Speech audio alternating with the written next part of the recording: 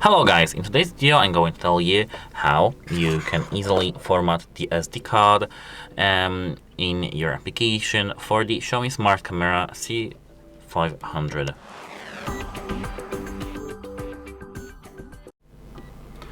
So, the most important thing is that you have to remember that this camera can format the SD cards by itself, and it doesn't really require you to format it via PC. So at first you need to tap the joystick and move the camera upwards. Now, as I can see here, we do have the microSD port. You need to take your microSD card and insert it to your device until you hear a click.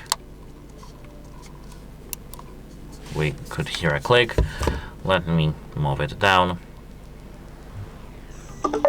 microSD card is not enabled. Please check in the Mi Home Xiaomi Home app.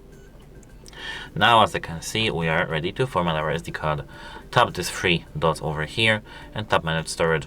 Tap SD card status, and now here tap Format SD card. Tap Format. Tap OK, and now you'll be good to go.